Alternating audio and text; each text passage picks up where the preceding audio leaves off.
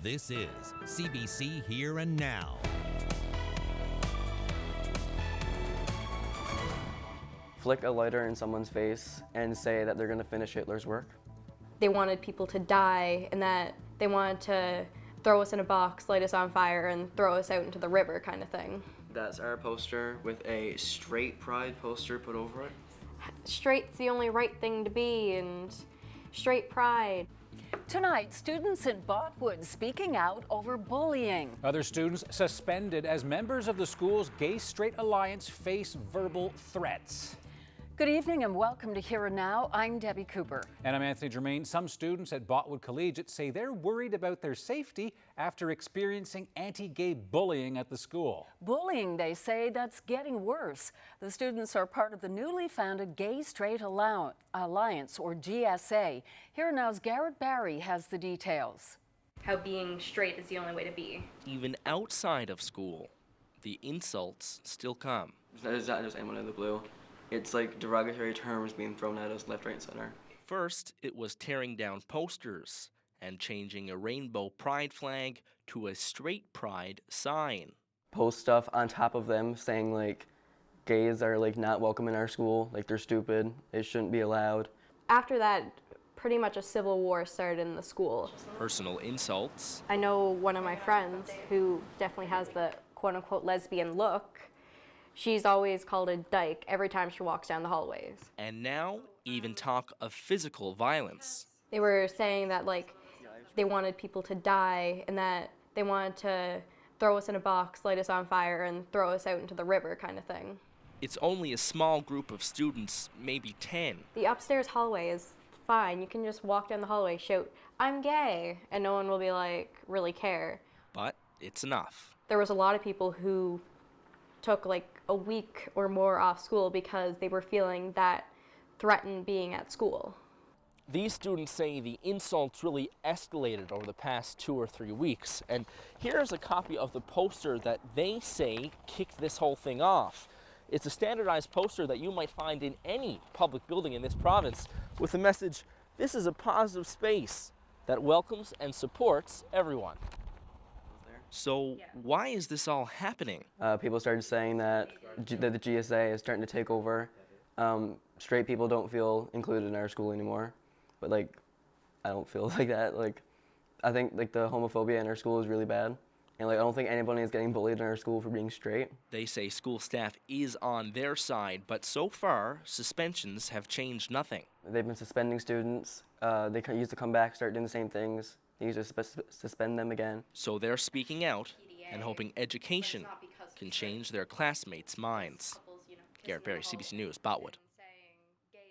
Now, the head of the school district calls the incidents abhorrent. Tony Stack says the district stands behind members of the Gay-Straight Alliance.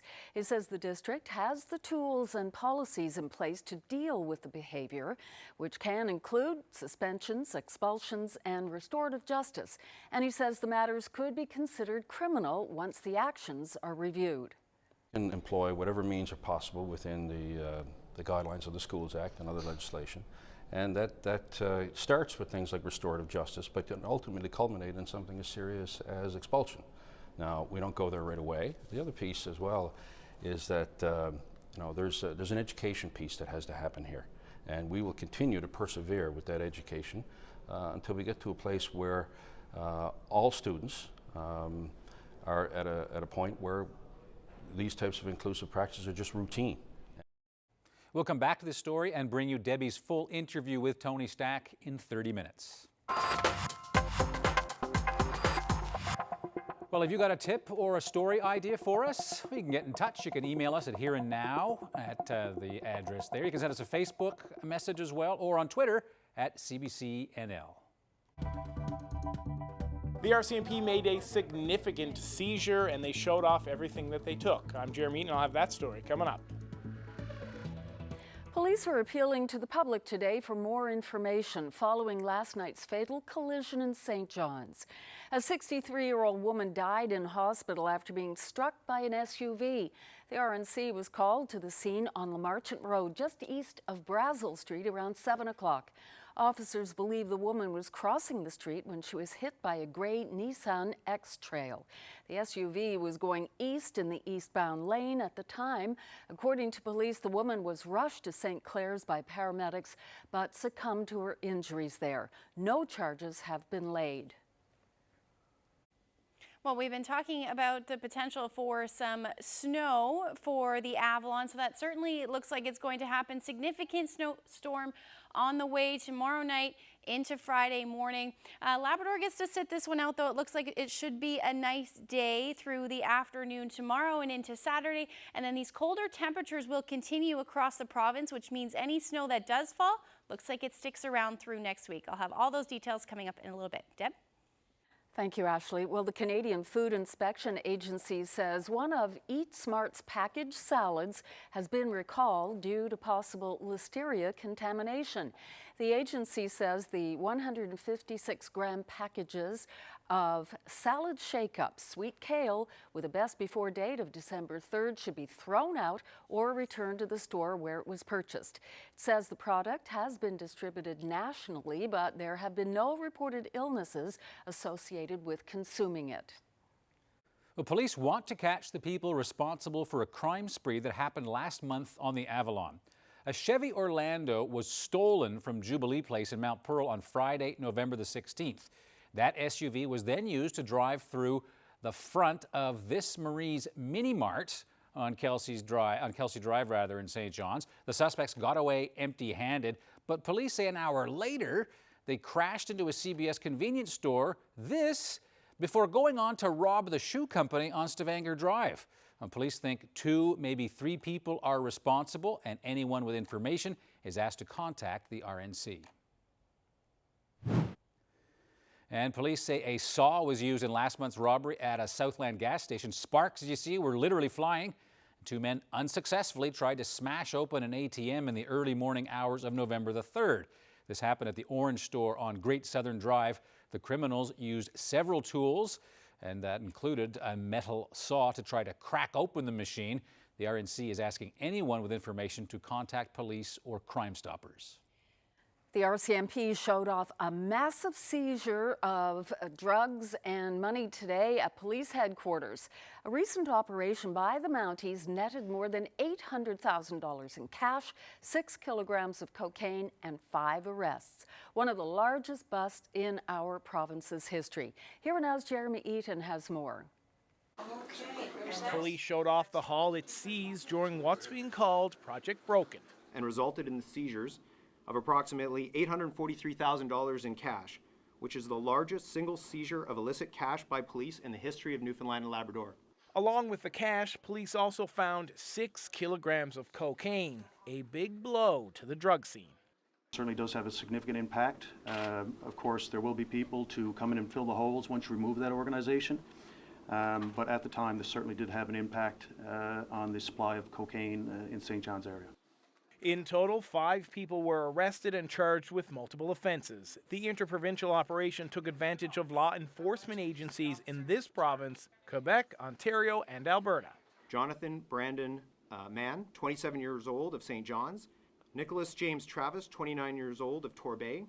Thomas Scott Brown, 30 years old, of Torbay. It wasn't just drugs and money. Police also seized jewelry, including these sets of dental grills, appraised at about $7,000. 5 vehicles, including a Hummer and Mercedes-Benz, plus they took possession of 3 guns, a Glock handgun, Kel-Tec pump shotgun, and Czech small arms semi-automatic rifle. Basically across Canada, you're finding semi-automatic rifles, people in possession of those across Canada. I would say that for the regular person going about doing their business, it's not something that they should be concerned about. The operation took more than a year, but the yield was worth the wait. It certainly does help our morale. It's more importantly, it's a win for the community for us to get this off the street and improve the safety of our community. 3 accused from this province have appeared in court and are currently out on bail. They are scheduled to be back in court on December 14th. Jeremy Eaton, CBC News, St. John's. The province's Paramedic Association says a new ambulance law is the first step needed to fix the industry. Newfoundland and Labrador is the only province without such a law. The government introduced legislation today that, if passed, would give all governing responsibility to the Department of Health and Community Services. Minister John Haggie called the existing contract a scantily worded funding arrangement with little room for recourse. This new law, he says, would hold ambulance operators more accountable. A 2017 Grant Thornton investigation found that only 11% of operators were meeting current pay and staffing requirements. It also found that more than $500,000 went unaccounted for during a 3-month audit period. Grant Thornton audit definitely showed a lot of lacking issues, and so this will definitely hold more accountability to the operators and owners that they, to where they're spending their money and where things are and how things are being run. This will deal with a lot of those accountability issues, and everybody will know up front where your responsibility is, what your authority is, where it ends, and where someone else picks up. Now, the survey says people in Labrador want better health care. That's the crux of the argument the town of Happy Valley Goose Bay and others took to the province's health minister this week. Here now's Jacob Barker has our story. Mayor Wally Anderson says that he's confident that changes are coming to the healthcare system here in Labrador and that the changes that are needed were outlined in the report that he brought to the minister earlier this week. It's the result of public sessions and a survey the town undertook, not just here but in other communities around Labrador. More than 450 people responded to the survey either in person or via a survey they filled out, meant to shed light on what people feel the main impediments are to getting health care in the Big Land. What we're asking for is people who can provide a better health care service to the people in Labrador. A lot of it which will cut down on people being away from their home, their family, and not only would it save them money, but in the long run, it can help government save money. The two main issues people brought up were long wait times and the fact that services just aren't available in the community where they live. A third said they weren't able to afford the travel necessary, and a quarter couldn't arrange the necessary travel to get to the services they require. It's a familiar story in Labrador, even for the mayor. We can all relate, and yes, many times I've seen family members and friends who, some who fell by the wayside, unfortunately, that waiting for that appointment. It also brings into focus another issue Happy Valley Goose Bay has been pushing for, bringing all health services under a regional board that is only concerned with Labrador. Right now, Labrador shares services with the Northern Peninsula, and many times people have to travel to the island for appointments. We're not asking for anything that other regions of the province don't have, but we're looking for services to be provided here in Labrador to accommodate all of Labrador, the North Coast, the South Coast, the West Coast, Labrador West, and here. Health Minister John Haggie's response is encouraging to Labrador officials. This is not the end of a process, and as we discussed yesterday, this is really a step in a discussion that will continue yet for some time to come. But it was a very positive meeting we had. That process is indeed ongoing. Anderson says the next time the two governments will meet will be sometime early in the new year. Jacob Barker, CBC News, Happy Valley Goose Bay.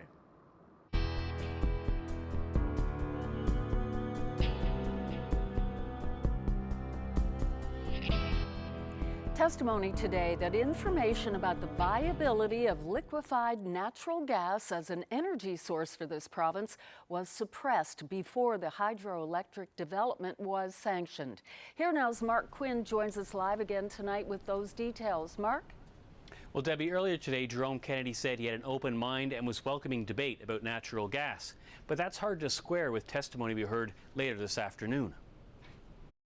The Natural Resources Department's lead civil servant was on the stand after lunch. He said two experts were asked for opinions on natural gas. Both looked at either piping it in from Newfoundland's offshore or exporting liquefied natural gas in tankers. But one of those reports from Wood Mackenzie said the cost of LNG was 30% lower than a report from a company called Ziff concluded. The LNG study or review by Wood Mackenzie was pulled. Do you agree with that? Yes. Meaning that only the first part, that dealing with the pipeline, was released to the public? Correct. And the full report dealing with LNG was not provided to the public. Correct. Charles Bound explained he was instructed to remove that section about LNG from the Wood-Mackenzie report that was given to the public. Why was the LNG portion suppressed, or why wasn't the whole report released to the public? The direction was provided that we would only go with the pipeline portion. And who instructed him to remove that section? At first, Bound said he couldn't recall, but then when pressed, he said this. I would say, with the best of my recollection, that direction would have come from Minister Kennedy. Now, it still didn't look like natural gas was cheaper than hydro, but it was suggested today at the inquiry that all options were discounted for the one that had already been chosen, Muskrat Falls. Live in the St. John's newsroom, I'm Mark Quinn for Here and Now. The fall sitting at the House of Assembly finished up today, a day before it was expected to. The extended session began 2 weeks early to deal with harassment allegations made in the spring. That process didn't get in the way of productivity, according to the Premier. Ball said nearly 20 pieces of legislation were introduced this sitting, including presumptive PTSD coverage and paid leave for intimate partner violence victims. This is how he wrapped up the sitting. This one, I will say, was a little unprecedented. Unprecedented times in dealing with some situations in the province that we've never had to deal with before. But going into this, many people would have said that things that we were dealing with around harassment and bullying was actually getting in the way of government doing this business. But I think when you look at the legislative agenda and the accomplishments of the piece of work that we've been able to do, affecting from our economy to social programs within our province, this section has been very productive. Family, friends, and former presidents gathered in Washington today to say farewell to George Herbert Walker Bush. The flag-draped casket of the 41st president had a place of honor at the Washington National Cathedral, and speaker after speaker remembered him as a man of honor and loyalty. One was his son, former President George W. Bush. The best father a son or daughter could have. And in our grief, let us smile knowing that Dad is hugging Robin and holding Mom's hand again. Among the mourners were former presidents Jimmy Carter, Bill Clinton, and Barack Obama, who sat next to Donald Trump and his wife. The service was the centerpiece of several days of tributes to Bush. It celebrated his 3 decades of public service, including stints as UN ambassador, the director of the CIA, and vice president under Ronald Reagan. Bush died last Friday. He was 94. Well, Brian Mulroney also delivered a eulogy during his time as Prime Minister. He got to know the senior Bush rather well, and they remained friends until his death. Mulroney remembered the man's sense of humor, and he recalled the time that Bush had his first NATO meeting where the president took copious notes as each leader spoke. It was the turn of the Prime Minister of Iceland, who, as President Bush continued to write, went on and on and on and on, ending only when the Secretary General of NATO firmly decreed a coffee break. George put down his pen, walked over to me and said, "Brian, I've just learned the fundamental principle of international affairs." I said, "What's that, George?" He said, "The smaller the country, the longer the speech." Mulroney also praised Bush's accomplishments, including the treaty to end acid rain and the creation of NAFTA. And he called the first Gulf War, led by the Bush White House, one of the most successful international initiatives in modern history. Compassionate, to be loyal to the profession, and I think that Diesel's done a good job with that. Loyal indeed. Why the St. John's Fire Department wanted to make this dog an honorary member.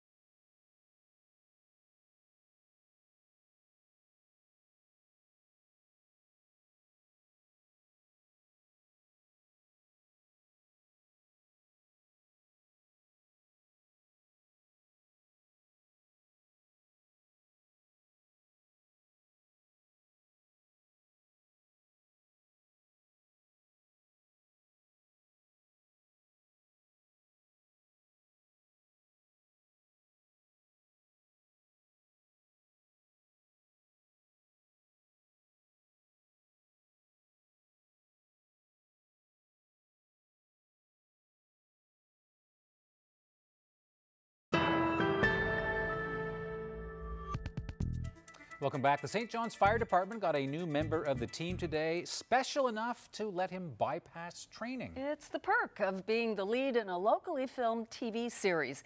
Diesel, the German Shepherd, is the crime-fighting star of the show Rex, and it seems he's so convincing in the role the department signed him up. We worked on an episode last week for the new TV show Rex with our firefighters, and we found that he carried the same traits as a firefighter, so we thought it would be nice to make him an honorary firefighter. What are some of those traits for a firefighter?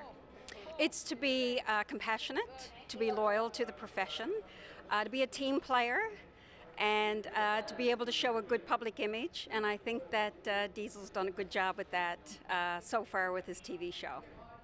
I am Diesel's trainer.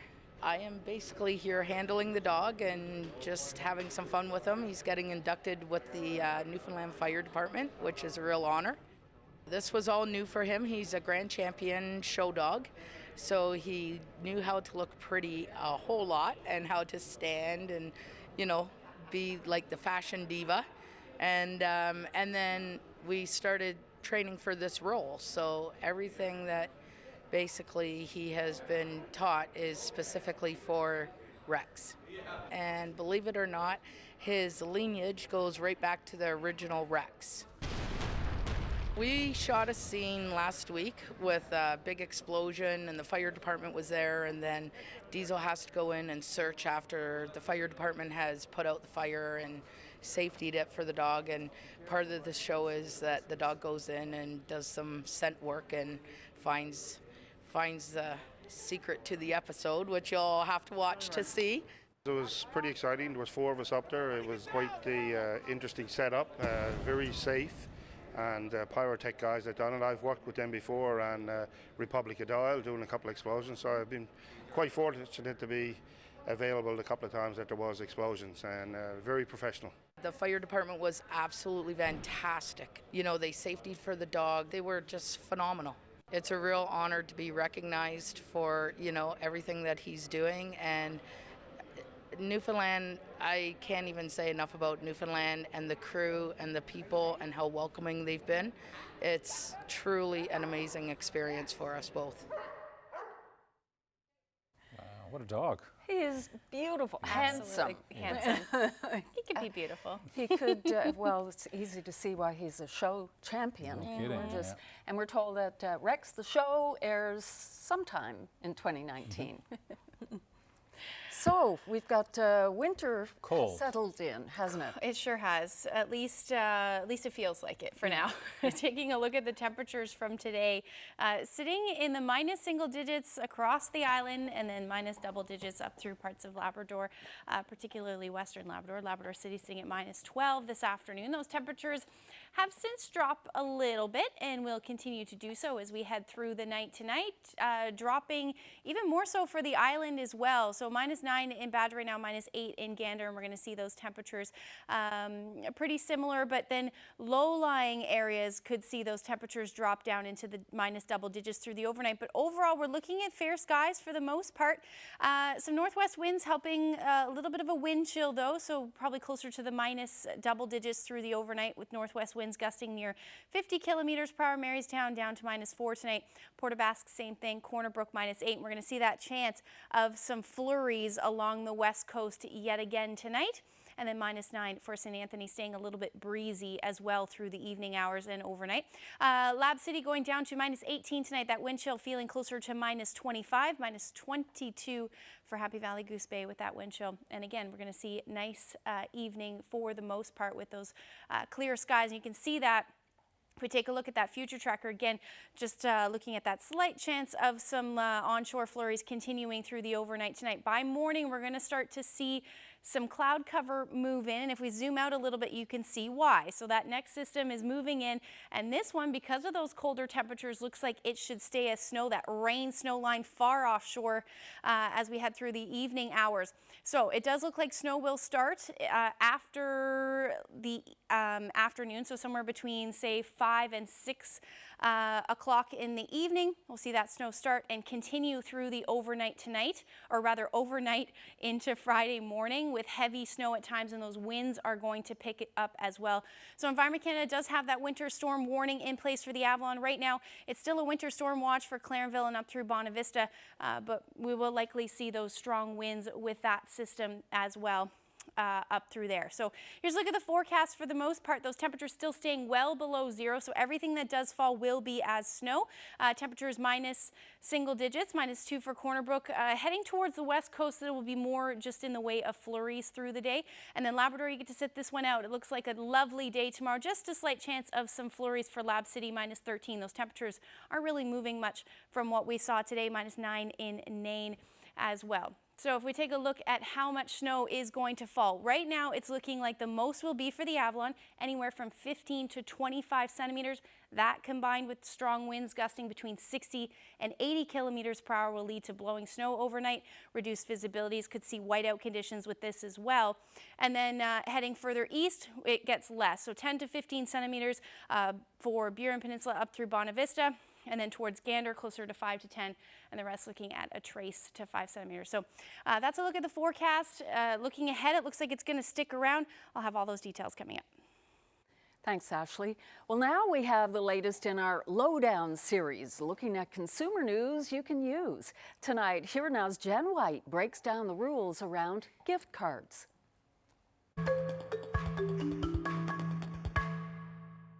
The Christmas rush is gearing up, and not everyone on your gift list is easy to please. And there's not always enough time for shopping. Gift cards are an easy option, but there are some things you should know. Here's the lowdown on gift card rules. The most important thing to note is that gift cards don't expire. The Newfoundland and Labrador government changed the law to make that happen 7 years ago. There are a few exceptions though, like gift cards that are issued or sold for a charitable purpose, or cards that are issued for a marketing, advertising, or promotional purpose. Those cards can have an expiry date and fees may be charged. All other cards have to be sold at a price equivalent to the value of the gift card. And you must be provided with all the information on the use, redemption, or replacement of the cards. Service NL says prepaid cash cards from credit card companies fall outside the legislation because those lending institutions are regulated federally. So they follow different rules and can include fees and expiry dates. Whenever you're out shopping for a gift card, always remember to read the fine print. We're actually trying to document the numbers, the sizes, all of the species that are found around the reef. Just ahead, we'll take you on an underwater deep dive as researchers document the life and challenges for the reefs.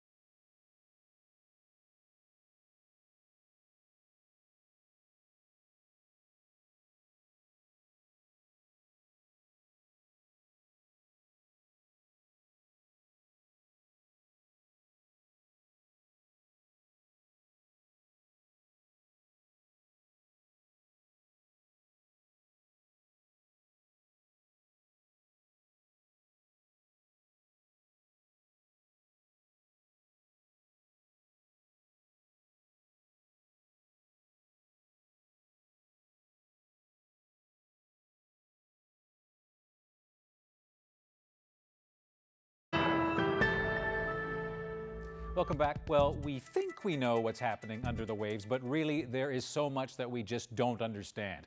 Now you're about to see how Newfoundland and Labrador researchers are playing their part to document life under the water, and you're about to see just how absolutely stunning and spectacular it is. Here's Jane Adey, host of CBC Radio's The Broadcast. Sea urchins. Hundreds of them everywhere. As far as the diver's eye can see. Where is this carpet of green? Not as far as you think. It's here in the water just below the Ocean Science Center in Logie Bay.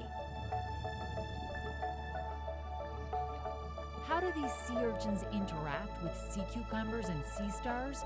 Are there new species here we know nothing about? Just some of the unknowns these divers plunge into as they get up close and personal with the rocky reefs of Newfoundland and Labrador.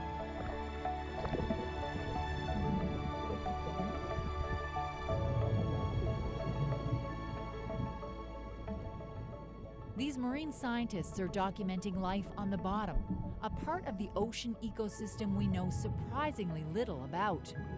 This reef life survey started 10 years ago in Australia. Since then, hundreds of divers have counted thousands of species on reefs all over the world. Marine scientist Rick Stewart-Smith and another colleague led the study in Australia. So we're actually trying to document the numbers, the sizes, all of the species that are found around the reefs. So fish is obviously a key thing, so we record all the fish species that are found, and that includes a lot of species that people might not know about or necessarily care about. They don't understand where they fit into the system. Collecting data on Canadian reefs is just starting. Canadian findings will be added to a growing global database on reef life. It's a project that's taken Stewart-Smith underwater all over the world. Everywhere from the coral reefs in the Coral Triangle in Indonesia, where the highest fish species richness is found. This is the coldest for me, so this is lovely, but previously I've been in northeastern US and California and Caribbean, Mediterranean, Indian Ocean, Pacific Ocean, Central America. Brittany Conradi is a PhD student at Memorial University. She explains how divers gather and record what they see down deep. So we lay out a big survey tape that's about 50 meters long. We have two divers, each on either side of the survey tape. We swim along and we record all of the fish that we see within a 5-meter box around that tape. And then we come back and we survey all of the invertebrates, so all the urchins, the sea stars, all of those little guys that we see down there. And then we compare our numbers. You've got to have a quick eye, I'd imagine, to count these fish that are going to be in that area. Yeah, it's tough training for sure. You have to train your eye for it for sure. So if you're not used to looking into all those little cracks and crevices for the little fish eyes sticking out, it's difficult, but we're learning. It's a lot of fun. One of the things these researchers will be looking at, how the reefs are handling the various pressures. And I think warming is going to be a critical one of them, and how they're going to be changing quite a lot. And so it's really important to document things now in a consistent way, so that as things change, we have a benchmark. And also with other sorts of impacts, pollution and things like that. So it's important to document all this now, so we can see what changes. After about 40 minutes surveying the reefs in front of the Ocean Science Center in Logie Bay, the divers emerge with colorful stories to tell. 3 species of different sea stars, all different colors, some sea cucumbers, lots of anemones, some little sponges and things like that. It was really good. I wasn't prepared for the number of sea urchins. There's a lot of sea urchins. That was lovely. A lot of sculpins, but some of them quite big. There's a beautiful wall just down on the edge there that has anemones and ascidians and things. It's quite pretty, so it's a lovely spot. It's actually been much clearer water than I expected. It's cold, it's very chilly, but it's beautiful, clear water. There'll be even chillier days ahead for these reef researchers. We've got our nice warm suits, so we're prepared for pretty much anything. It'd be nice to get a chance to dive in some snow. That's a different thing for all of us, so Hopefully we're going year-round, except for the little bit of chunk of time where there's ice on the water. So this is just the beginning of the Canadian Reef Life Survey here in this province. Researchers at the Ocean Sciences Centre have funding for the next 10 years for this work. They'll be circumnavigating the island of Newfoundland and diving in parts of Labrador to try and piece together the picture of underwater reef life. Jane 80, CBC News, Logie Bay. Gorgeous. Look at the colors. Pictures are great. What a different perspective. Something that we need to appreciate. It's amazing what Jane 80 can shoot on her iPhone too. I've got to give her kudos. Spectacular. A lot of people think all the beautiful stuff's in the tropics, but there's more diversity. See that blue starfish? Yeah, and the sculpins didn't look too bad down there. Better down there than when you plug them out of the water.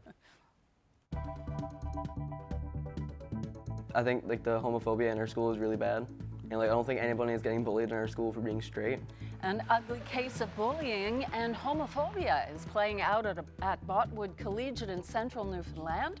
Up next, a conversation with the CEO of the English School District.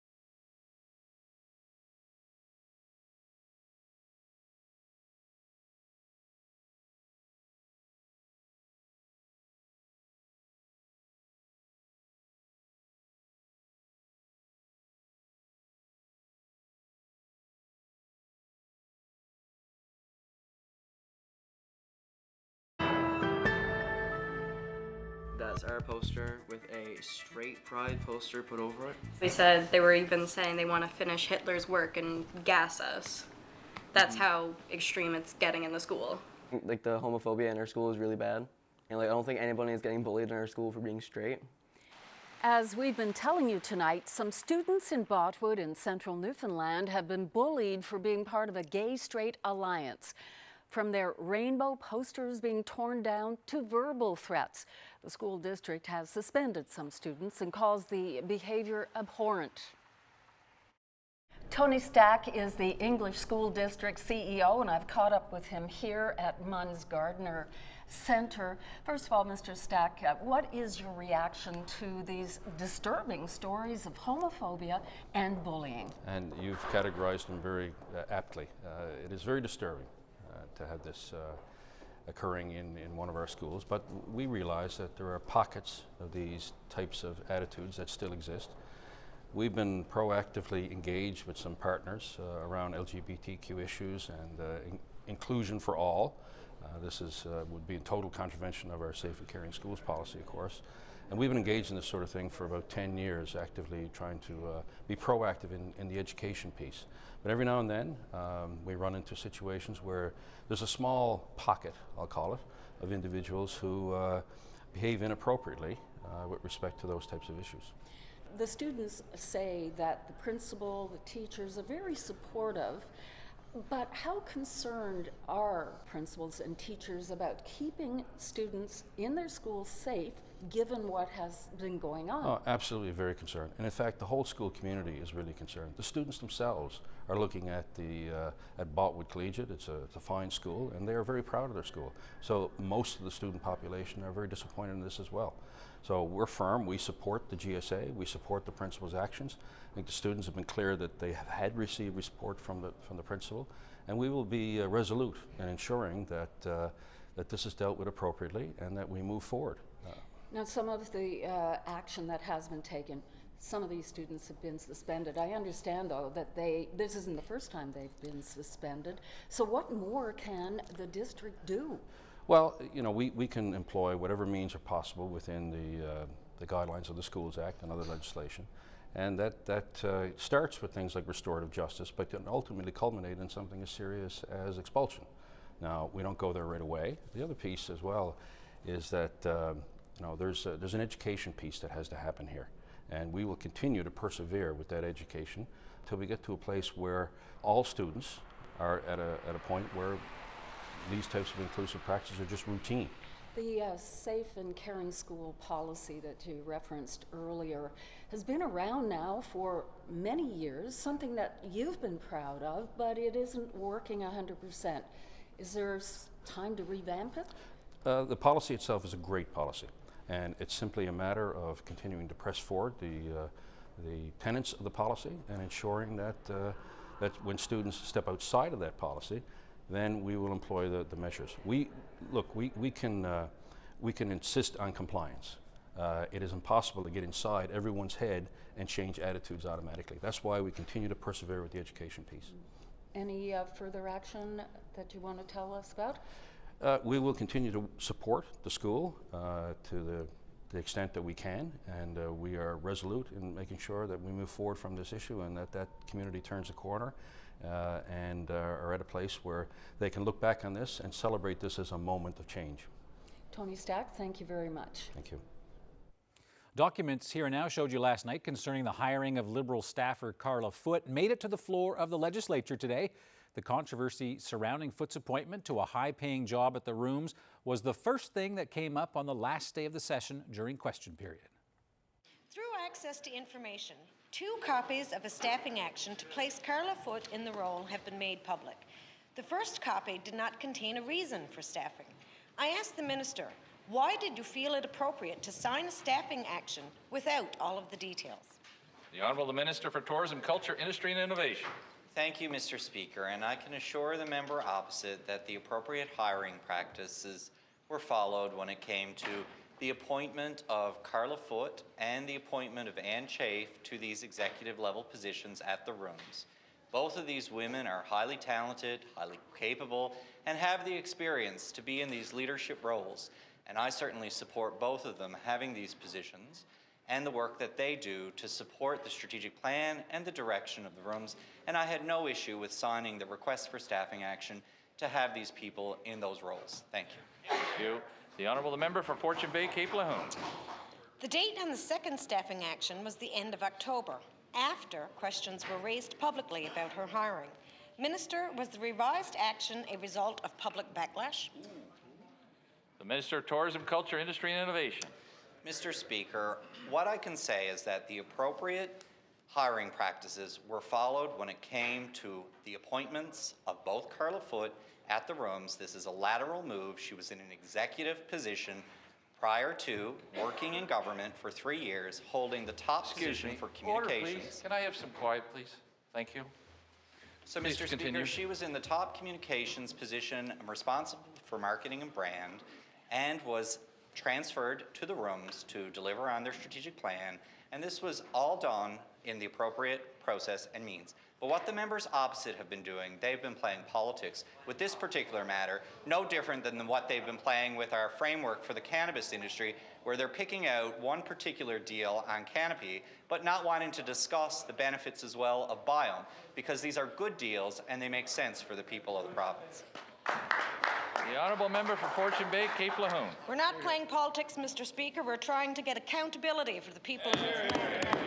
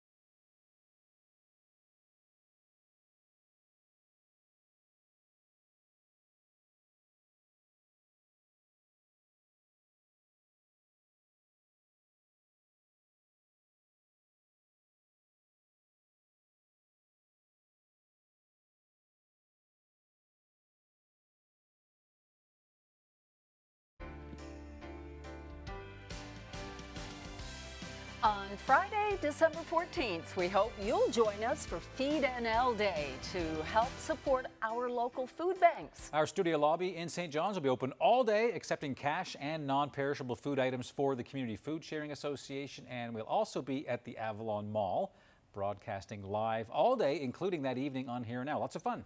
Yeah, so if you have some shopping to do, swing by our table at the Avalon Mall on Friday, December 14th, and leave the wrapping to us. Great. Hopefully you can support this great cause. Yeah.